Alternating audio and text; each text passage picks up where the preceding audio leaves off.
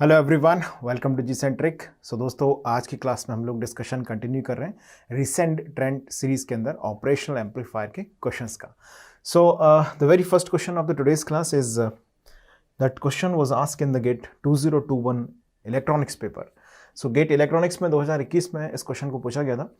So again ये question भी अगर हम देखें तो ईजी टू मॉडरेट लेवल की डिफिकल्टी का है, मतलब आसान क्वेश्चन है। हमने अगर बेसिक फंडामेंटल ऑपरेशनल एम्पलीफायर के सही तरीके से सीखे हैं, समझे हैं, तो आसानी से हम इस क्वेश्चन को आंसर कर सकते हैं। चलिए तो स्क्रीन को पॉज कर दें और फटाफट से इस क्वेश्चन को आप नोट कर लें।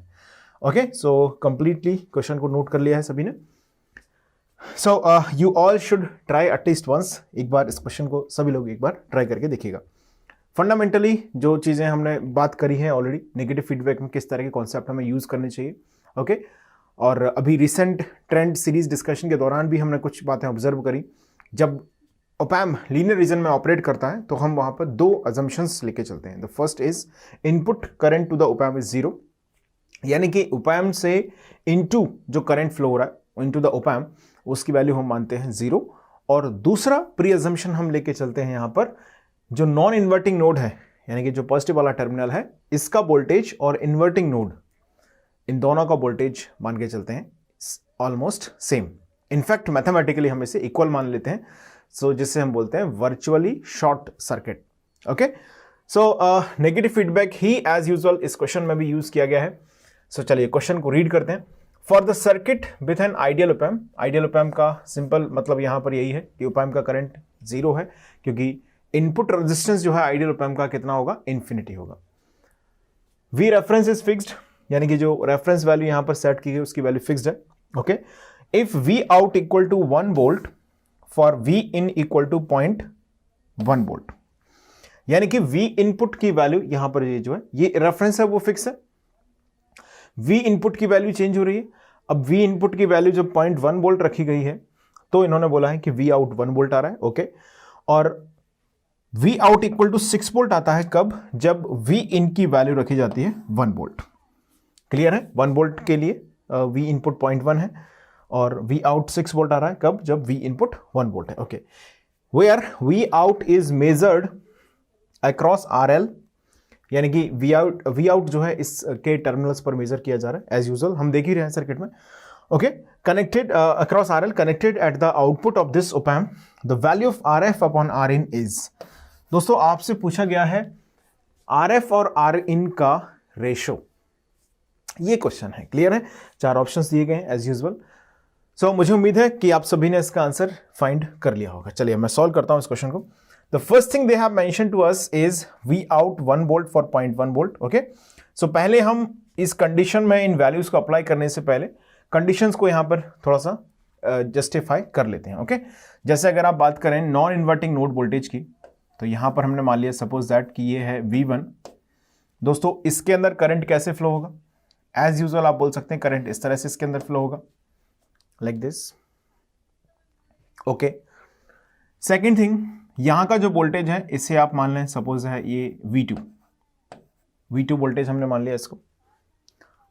ओके, अब यहां पर अगर हम V2 वोल्टेज के अबाउट किरचॉफ्स करंट लॉ लगा दें तो KCL इक्वेशन से हमारे पास V in V out में एक रिलेशन हमारे पास आ जाएगा।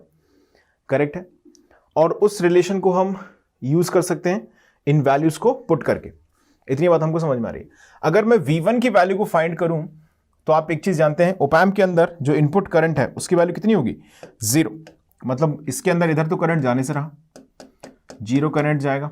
चाहे हम नॉन इन्वर्टिंग नोड की बात करें या इन्वर्टिंग नोड की बात करें, दोनों केसेस में इसके अंदर करंट कितना जाने वाला है, 0। यानी कि सीधा R1 R2 आ चुके हैं अब सीरीज में यानी कि R1 R2 फॉर्म कर रहे हैं वोल्टेज डिवाइडर नेटवर्क। तो मैं यहां से दोस्तों लिख सकता हूं V1 equal to V reference, अब इसकी हमको जरूरत पड़ेगी या नहीं पड़ेगी, लेकिन हम यहां पर इसको नोट कर लेते हैं पहले, into R2 divided by R1 plus R2। मैंने इसे मान लिया है इक्वेशन नंबर 1। इस इक्वेशन को समझने में कोई डिफिकल्टी नहीं है। R1 R2 सीरीज में आ चुके हैं, इधर करंट जा नहीं रहा है, तो सीधा हमने वोल्टेज डिवीजन रूल लगाया और V1 की वैल्यू हमको मिल गई। अब मैं इस नोड V2 पर KCL लगा रहा हूं। सपोज मैंने इसे मान लिया नोड A है ये, ठीक है। Now let us apply KCL at A। KCL at node A. So इस नोड के अबाउट अगर मैं करंट कंसीडर करूं, लाइक मैंने मान लिया कि ये करंट इधर जा रहा है I1 और इधर जा रहा है I2। ओके, तो किरचॉफ्स करंट लॉ के अकॉर्डिंगली हम जानते हैं किसी भी नोड पर चार्ज एक्यूमुलेट नहीं होगा, यानी कि जितना इनकमिंग करंट है उतना ही क्या होगा, आउटगोइंग करंट होगा। अगर हमने दोनों करंट आउटगोइंग माने हैं तो हम बोलेंगे sum of all outgoing current is equal to 0, यानी कि this I1 plus I2 is equal to 0। दोनों ही क्या है, आउटगोइंग करंट है, तो I1 प्लस I2 कितना हो जाएगा, 0।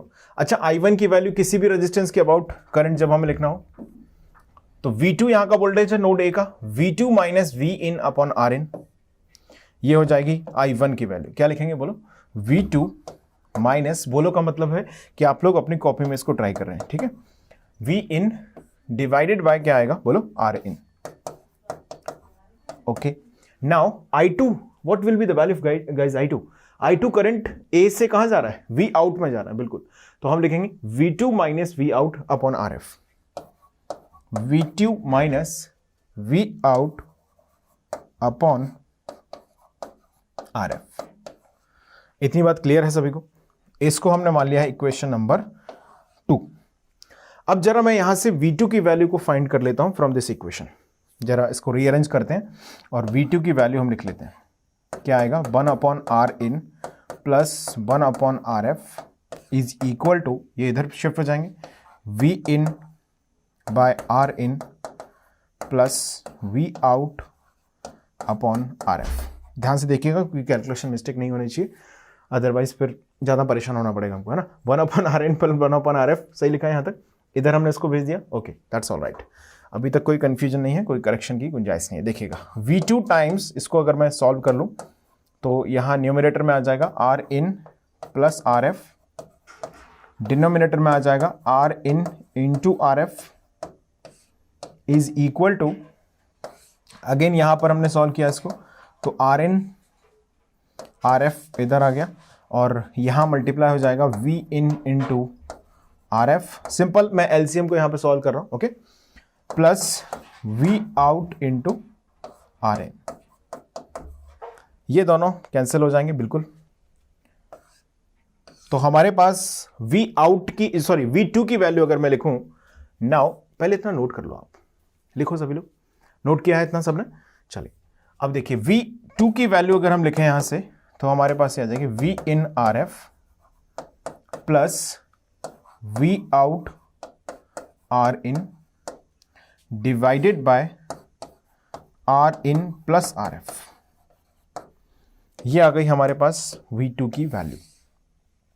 ओके, नोट कर लिया इतना सभी ने? यहां तक लिख लें आप सब लोग, पहले लिख लो, यहां तक लिखा सभी ने, नोट किया? चलिए अब आगे बढ़ते हैं। अब जरा क्वेश्चन को रीड करते हैं दोबारा से। हमारे पास कुछ कंडीशंस दी गई हैं। कंडीशन ये है, V आउट 1 वोल्ट है तो V इन 0.1 है। ओके, ये केस 1 है। केस 2 इन्होंने दिया है कि V आउट की वैल्यू 6 वोल्ट है तो V इन हमको 1 वोल्ट दिया गया।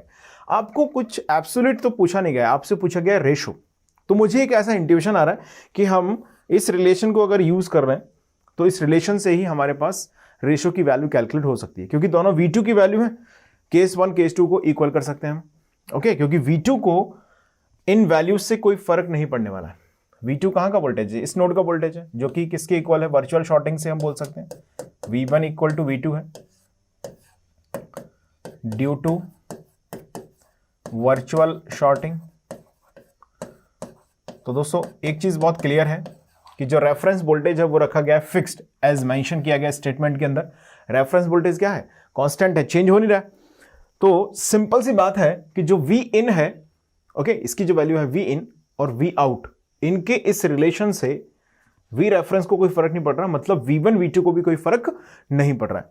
मतलब इसको नोट कर लो, चाहो तो लिख लो, इसको लिखा है तो चलिए। अब मतलब कहने का यह है कि अगर हम इस इक्वेशन नंबर 3 मैंने मान लिया, इस पर केस 1 केस 2 अगर हम लगाएं तो एनालिसिस जो होगा वो दोनों केसेस में V2 की ही वैल्यू हमको मिलेगी और वो कांस्टेंट होगी। V2 इज इक्वल टू हो गया V in into R F. अच्छा, V इन कितना रखेगा फर्स्ट केस में 0.1, V out 1 volt. Case 1 V out 1 volt, V in 0.1। चलिए पुट कीजिएगा, 0.1 into R F plus 1 into R in divided by R in plus R F. ये case 1 आ गया। अब यहां से हम दूसरा केस भी लिख लेते हैं, केस 2। केस 2 में क्या होगा, क्या कंडीशन दी गई देखिएगा। वी आउट दिया गया 6 वोल्ट, वी इन दिया गया 1 वोल्ट। वी आउट कितना है, that is 6 volt, okay, and V in दिया गया है 1 वोल्ट, ओके। चलिए इनकी वैल्यूज को पुट कर देते हैं। यहां पर हमारे पास V2 की एक और वैल्यू आ जाएगी। V2 is equal to V in कितना है बोलिए 1 volt, 1 into R F plus V out कितना है 6 into R N divided by R N plus R F. Guys क्या हम ऐसा बोल सकते हैं कि ये इक्वेशन और ये इक्वेशन दोनों ही V2 की वैल्यू है? यस और नो, ऑब्वियसली। और V2 को वी इन वी आउट की अलग अलग वैल्यूज से कोई फर्क नहीं पड़ रहा है, क्योंकि V2 क्या है, V R F into R F 2 upon R1 plus R2। V reference को रखा गया कांस्टेंट। साथियों अगर इसमें वी रेफरेंस भी चेंज हो रहा होता तो हम हर एक केस के रिस्पेक्टिवली वी रेफरेंस को यहां पर पुट करते तो हमारी कुछ इक्वेशंस हर बार अलग आती। करेक्ट है एकदम। लेकिन वी रेफरेंस कांस्टेंट है, तो मतलब कहने का ये हुआ कि ये इक्वेशन और ये इक्वेशन दोनों क्या है, एक दूसरे के इक्वल है। आपने इसे मान लिया इक्वेशन नंबर 4 और इसे हमने मान लिया इक्वेशन नंबर 5। इसमें कैलकुलेशन थोड़ी ज्यादा, but fundamentally this question is simple, okay. Equating equation 1 and 2, थोड़ा सा स्पीड अप तेज रखते हैं।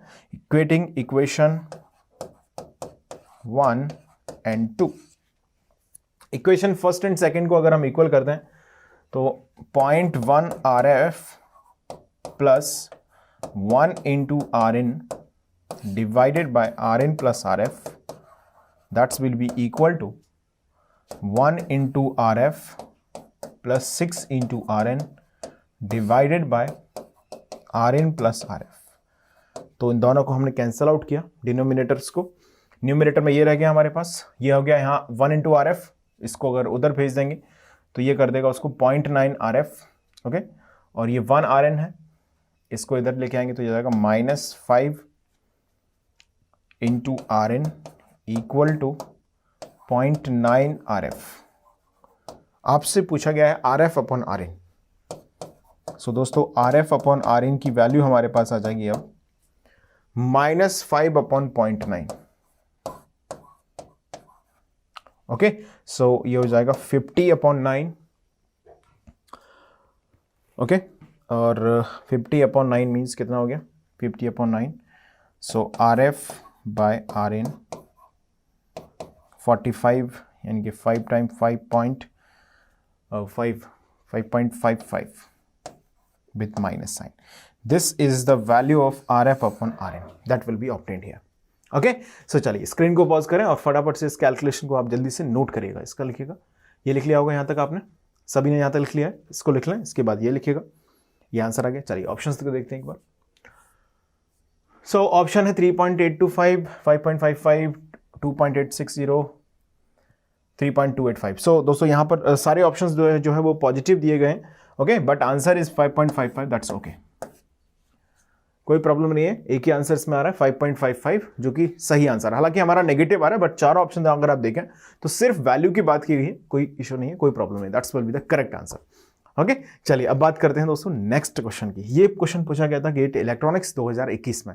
तो आप देख सकते हैं क्वेश्चन की जो डिफिकल्टी लेवल है, अभी तक हमने जितने भी क्वेश्चन अभी रिसेंट ट्रेंड सीरीज में कर लिए हैं उनमें से ज्यादातर क्वेश्चंस बहुत बेसिक फंडामेंटल अप्रोच बेस्ड ही अभी तक पूछे गए हैं। कुछ क्वेश्चन बहुत अच्छे भी हैं, आगे चल के आने वाले समय में उनकी जैसे जैसे बारी आती जाएगी सभी क्वेश्चंस कवर इसमें होते जाएंगे, okay.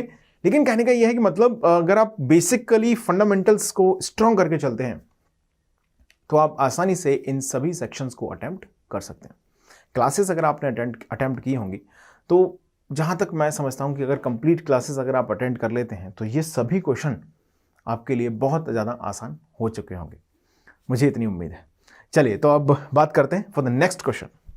Let's move to the next question guys. This question was asked in the GATE instrumentation paper 2020 instrumentation में ये क्वेश्चन पूछा गया था। रीड करते हैं। Assume that the op amp in the circuit shown is ideal. Once again वही situation है, ideal. The value of Vx upon Ix in kilo. It's a very basic question, fundamental based question. So let's pause the screen right now and try to attempt this question. इनसे आपको एक confidence आपके अंदर आ रहा होगा कि यार recent years में जो क्वेश्चंस आ रहे हैं वो हमसे सॉल्व होते जा रहे हैं। ओके, तो रिसेंट ट्रेंड सीरीज में along with the pattern study हम लोग क्वेश्चन इसलिए सॉल्व कर रहे हैं कि कहीं ना कहीं आपको एक कॉन्फिडेंस बिल्डअप होना चाहिए, जैसे जैसे आपने चीज़ें सीख ली हैं वैसे वैसे। ओके, सो चलिए तो शुरुआत कर लेते हैं क्वेश्चन की। आपसे पूछा गया है Vx अपॉन IX। दोस्तों अभी जो मैंने क्वेश्चन डिस्कस किया ये RF अपॉन RN, क्या सेम तरह की एनालॉजी है? Calculating some kind of ratios. तो अब जब भी रेशियोज कैलकुलेट करते हैं तो हमें अल्टीमेटली क्या करना है, इक्वेशंस को फॉर्म करना है और एब्सोल्यूट वैल्यूज नहीं निकालना है, सो दैट थोड़ी कम इक्वेशन भी चल सकती हैं। जैसे मान लीजिए 2 वेरिएबल हैं, ओके, और एक ही इक्वेशन है, तो रेशियो कैलकुलेट हो सकता है। लेकिन 2 वेरिएबल हैं और आपको वैल्यूज निकालनी है तो 2 इक्वेशंस की जरूरत वहां पर पड़ती है। तो कहीं ना कहीं रेशियो कैलकुलेशन में ये एक तरह का फॉर्मेट है रेशियो कैलकुलेशन का, गेट क्वेश्चंस को पूछा जाना। बस उसके लिए क्लियरिटी होनी चाहिए हमें किस तरह से इक्वेशंस यहां पर बनानी है। चलिए तो बात करते हैं इसमें। सिंपल आपको Vx यहां पर दिया गया है, ये ग्राउंड से कनेक्टेड है, नेगेटिव फीडबैक कनेक्टेड है, अलॉन्ग विद पॉजिटिव फीडबैक भी यहां पर अवेलेबल है। सो थोड़ा सा सर्किट को अगर हम सिंपल करके लिखें, सबसे पहले आप नोटिस कीजिए सर्किट को और ट्राई कीजिएगा इसको। चलिए यहां पर negative feedback as well as this positive 8K AB is also connected. So in such cases we consider the negative feedback as a effective feedback. देखिएगा जब भी negative feedback positive feedback present होते हैं तो हमें कैलकुलेट करना होता है इफेक्टिव फीडबैक की वैल्यू, यानी कि नेट फीडबैक एलिमेंट क्या है। अब जैसे मान लीजिए हमने एक कैपेसिटर कनेक्ट कर दिया नेगेटिव फीडबैक में और पॉजिटिव फीडबैक को ऑर्डिनरी एक रेजिस्टेंस के थ्रू हमने कनेक्ट किया तो डेफिनेटली वहां पर पॉजिटिव फीडबैक क्या होगा, डोमिनेटिंग हो जाएगा। ऐसा क्यों होगा? क्योंकि आप जानते हैं रेजिस्टेंस में करंट फ्लो या वोल्टेज ड्रॉप सडन हो सकता है, लेकिन कैपेसिटर के अंदर चार्जिंग सडन नहीं हो सकती। Capacitor will be charges by the time with its time constant. Capacitor अपने टाइम कांस्टेंट के साथ ही चार्ज होगा, एकदम से चार्ज नहीं हो सकता है। तो ऑब्वियस है कि फिर हमें वहां पर आइडेंटिफाई करना होगा कि डोमिनेटिंग फीडबैक का नेचर क्या है। बट जनरली जब रजिस्टिव फीडबैक्स कनेक्टेड होते हैं दोनों तरफ तो हम कंसिडर करके चलते हैं नेगेटिव फीडबैक इज डोमिनेटिंग। हालांकि इसके लिए भी हमें फीडबैक टेस्टिंग को भी आप इस्तेमाल कर सकते हैं। क्या करेंगे, डिफरेंस कैलकुलेट करेंगे। हालांकि मैं यहां पे नहीं कर रहा हूं, डिफरेंस कैलकुलेट करेंगे VD non inverting node voltage, inverting node voltage, और करस्पॉन्डिंगली जब आप आउटपुट की वैल्यू को फाइंड कर रहे हैं तो डिफरेंस की वैल्यू किस तरह से वहां पर ऑप्टेन हो रही है। If the difference is sufficiently high then हम बोल सकते हैं transistor op-amp is working in the saturation mode. Okay, so positive feedback has to be considered. अगर डिफरेंस बहुत कम है तो हम बोल सकते हैं op-amp is operating under the linear region, so हम उसे कंसिडर करेंगे negative feedback is dominating. Okay, तो चलिए अब वापस आते हैं। यहां पर हमें Vx और Ix का रेशियो कैलकुलेट करना है। सो अगर आप देखें यहां से तो ये ग्राउंडेड है, यानी कि ये 0 वोल्ट पर है। पोटेंशियल डिफरेंस आपको कितना दिया गया, प्लस माइनस Vx, तो मैं बोल सकता हूं कि ये वोल्टेज जो है वो Vx है। Correct, okay. अगर हम इस नोड की बात करें तो इसका नोड वोल्टेज हमने कुछ भी मान लिया अपने मन से, VA मान लिया। VA की वैल्यू को हम क्या लिख सकते हैं, यहां पर सपोज V0 है आउटपुट वोल्टेज। तो आप एक चीज समझिएगा, इसमें op-amp को रखा गया है आइडियल एज यूजुअल। तो op-amp के अंदर करंट जाना नहीं है, मतलब op-amp करंट चाहे नॉन इन्वर्टिंग नोड हो या इन्वर्टिंग नोड हो, दोनों में क्या है, 0 करंट है। अच्छा, op-amp करंट अगर 0 है तो सीधी सी बात है, this 2 kilo ohm, this 1 kilo ohm are in the series now, yes और नो, ऑफ कोर्स ये दोनों क्या हो जाएंगे, सीरीज में हो जाएंगे। यानी कि VA जो है वो एक सिंपल वोल्टेज डिवाइडर पॉइंट हो गया है ना। यहां पर V0 वोल्टेज डिवाइड हो जाएगा 2 पार्ट्स में। क्या लिखेंगे, V0 into 1 kilo Om divided by 1K plus 2K। तो दोस्तों VA यहां पर आ जाएगा V0 बाय 3। ओके, इसको इक्वेशन 1 मान के रखते हैं। अब जरा हम इसको नोटिस करें तो ऑब्वियस है कि ये डायरेक्टली शॉर्टेड यहां पर है और करंट Ix यहां पर जा रहा है, तो यहां करंट 0 है। मतलब कहने का ये हुआ कि जो Ix करंट है वही करंट इधर जाएगा, ऐसा बोला जा सकता है। बिल्कुल। यहां का वोल्टेज क्या है, यहां का वोल्टेज Vx है एज यूजुअल, यहां का वोल्टेज क्या है, V0 है। तो करंट Ix की वैल्यू को मैं क्या लिख सकता हूं, Ix को लिखा जा सकता है Vx minus V not upon 8K, Vx minus V not upon 8K, ये लिखा जा सकता है बिल्कुल। अब देखिएगा जरा, VA इज यहां पर है इन्वर्टिंग नोड वोल्टेज, और जो V यहां पर X है वो है non inverting voltage, okay, non inverting terminal voltage. अब हम यहां पे लिखें ड्यू टू वर्चुअल शॉर्टिंग, आप बोल सकते हैं Vx is equal to VA। मतलब कहने का यह हुआ कि यहां पर ये जो V नॉट है उसकी वैल्यू को हम लिख सकते हैं, therefore what we can say VA is equal to Vx is equal to V not by 3, यानी कि V नॉट को लिखा जा सकता है दोस्तों 3Vx, यस और नो, यस। V नॉट को हम क्या लिख सकते हैं 3 इंटू Vx। अगर आपने यहां से वैल्यू पुट किया तो Ix इज इक्वल टू आ गया Vx minus 3Vx divided by 8K। आपको कैलकुलेट करना है यहां पर Vx अपॉन Ix की वैल्यू। पहले इतना नोट कर लें, आप स्क्रीन को पॉज करें और फटाफट से नोट करें इसको। लिखा, चलिए, तो Ix इज इक्वल टू यहां से आ गया minus 2Vx upon 8K। So दोस्तों Vx upon Ix is equal to यहां से आया -4। Vx अपॉन Ix की वैल्यू यहां से जनरेट हो रही है -4। That's will be the final answer. GATE 2020 में पूछा गया था, बहुत सिंपल सा क्वेश्चन है। स्क्रीन को पॉज करें और इस पूरे डिस्कशन को आप जल्दी से नोट कर लें। लिख लिया सभी ने? चलिए, let's move to the another question. एक और क्वेश्चन की बात यहां पर कर लेते हैं। अज्यूमिंग आइडियल ओपैम्प्स, ओके, यानी कि दोनों ओपैम्प को आपको मान के चलना है ideal. The output voltage at V1 in the figure shown, आपको पूछा गया है V1 की value in the figure shown in the volt is, okay, आपसे V1 की वैल्यू यहां पर पूछ ली गई है। That's a question.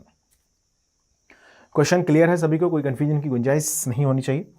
जल्दी से स्क्रीन को पॉज करें और इस क्वेश्चन को आप नोट करें। गेट 2020 इंस्ट्रूमेंटेशन में, once again instrumentation paper question, ये भी था इंस्ट्रूमेंटेशन का बेसिक सा क्वेश्चन, और ये भी अगर आप देखें तो बहुत ही फंडामेंटल पर बेस्ड क्वेश्चन है ये भी, ओके। 2 ओपैम्प जरूर दिख रहे हैं बट स्टिल क्वेश्चन बहुत आसान है। ये भी इंस्ट्रूमेंटेशन में 2020 में ही पूछा गया था। सॉल्व किया आपने? चलिए, अब मैं इसको सॉल्व करता हूं आपके लिए। ध्यान दीजिएगा, इस सर्किट को अगर हम ऑब्जर्व करें तो ये जैसे ग्राउंडेड रखा गया, तो हम इसे डायरेक्टली यहां से कनेक्ट कर दें, ओके। तो यहां का नोड वोल्टेज अब कितना हो गया? 3 वोल्ट हो गया। अच्छा, यहां का नोड वोल्टेज कितना हो गया? 2 वोल्ट हो गया। क्लियर है? पोटेंशियल डिफरेंस कितना है? 3 वोल्ट। पोटेंशियल डिफरेंस कितना है? 2 वोल्ट। तो ये हो गया non inverting node voltage 3 volt यहां पर हो गया, और इसका कितना हो गया? 2 वोल्ट हो गया। आप अगर ध्यान से देखें तो आप एक चीज बोल सकते हैं, यहां पर जो फीडबैक है वो नेगेटिव है फॉर दिस ओपैम्प A1, आप इसको मान लें A1, और ओपैम्प A2 के लिए भी। दोनों ही किस तरह से कनेक्टेड है? नेगेटिव फीडबैक है। मतलब हम यहां पर virtual short circuit concept use कर सकते हैं A1 के लिए भी और A2 के लिए, ओके। यानी कि हम बोल सकते हैं यहां से here virtual here feedback is negative, here feedback is negative, feedback is negative, hence due to virtual shorting concept,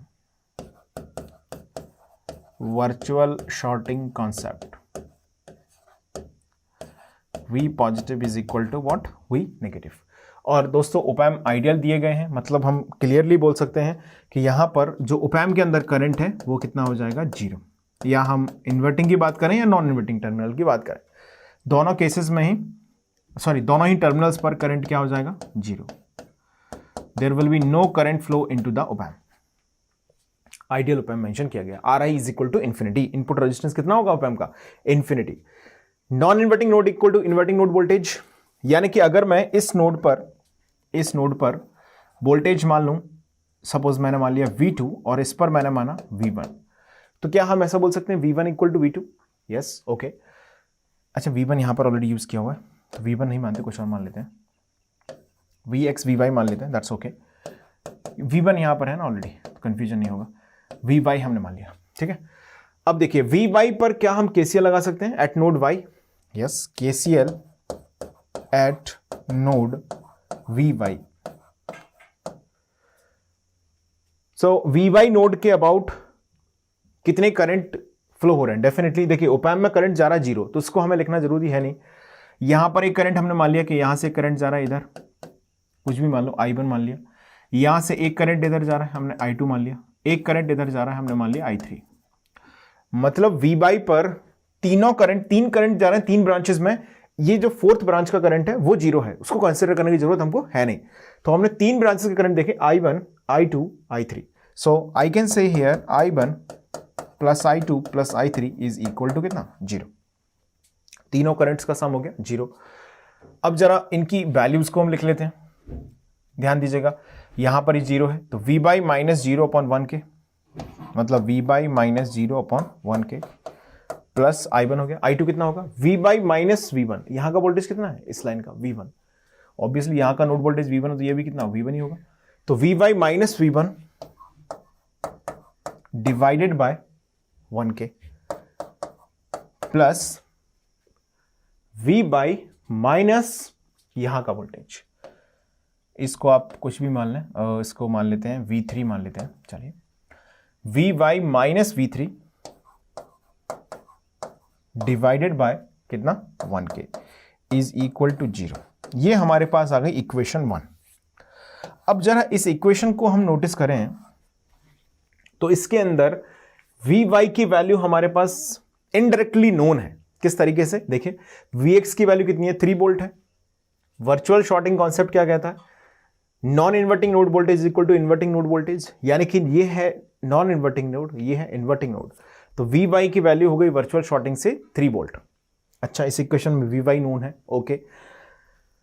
V1 हम फाइंड करना चाहते हैं, क्वेश्चन की भाषा यही है, V1 that we want to calculate.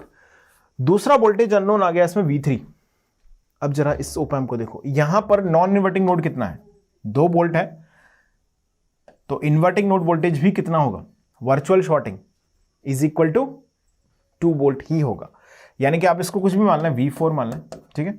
तो V4 इक्वल टू, अब इसको पहले नोट करो, लिख लिया इतना। चलिए अब हम यहां पे लिखेंगे सिंपल सा statement, due to virtual shorting. Okay, क्या लिखा जा सकता है बोलो? यहां का voltage 3 volt, Vx is equal to Vy, Vx equal to Vy equal to 3 volt, okay, and V4 equal to V3 equal to 2 volt. That's all. Just put the values of Vy and V3 into the equation number 1. So Vy कितना है बोलो? 3 by 1k plus 3 minus V1 upon 1k plus Vy मतलब 3 minus V2 मतलब 2 upon 1k। k से k cancel out हो गया, okay. So V1 equal to यहां से आ गया 3 plus 3 6 plus 1 5 7। V1 equal to आ गया यहां से 7 volt will be the correct answer of this question. बहुत सिंपल सा क्वेश्चन, बेसिक सा क्वेश्चन। जिन लोगों ने थोड़ा सा कॉन्सेप्ट इसमें इस्तेमाल किया, आसानी से आप इसको आंसर कर सकते हैं। स्क्रीन को पॉज करें और फटाफट से इस कंप्लीट सॉल्यूशन को आप नोट कर लें। चलिए तो मिलते हैं अगले सेगमेंट में, जहां पर हम लोग कंटिन्यू करेंगे अभी ओपैम्प के क्वेश्चंस का discussion in the recent trend. So thank you so much for the attending session.